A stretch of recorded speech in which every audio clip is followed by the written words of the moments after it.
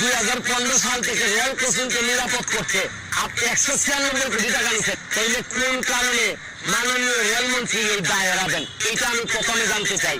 মানে এত কোটি টাকা নিলেন, নিয়ে গেটম্যানদের নিরাপত্তা বা গেটের নিরাপত্তার জন্য এই টাকা যে কি করছেন আল্লাহ মাহবুব জানে। আপনাদেরকে আরেকটা কথা বলতে চাই, মাননীয় রেলমন্ত্রী আর বাংলাদেশের রেলগুলো দেখলেই দেখবেন একদম পুরাতন। মাননীয় রেলমন্ত্রীর শরীরের অবস্থা আর রেলের অবস্থা প্রায় সেম, যার কারণে দুইটাই বড় কষ্ট হইতেছে চলতে। আমি বলছি না যে মানুষ বয়স বেশি হইলেই দুর্বল হয়ে যায়, কিন্তু মনের মধ্যে যে শক্তিটা থাকতে হয় এটা আমাদের এই মাননীয় রেলমন্ত্রীর নাই। অনেক বুড়া বয়সের মানুষের মধ্যে অনেক তারুণ্য থাকে, কিন্তু এটা ওনার মধ্যে নাই। আরেকটা জিনিস হচ্ছে গিয়ে মাননীয় প্রধানমন্ত্রী আমাদের যাদেরকে মন্ত্রী বানাইছেন এর মধ্যে অনেকেই তারা মনে করেন যে মাননীয় প্রধানমন্ত্রী মানে এটা একটা পুরস্কার দিচ্ছে।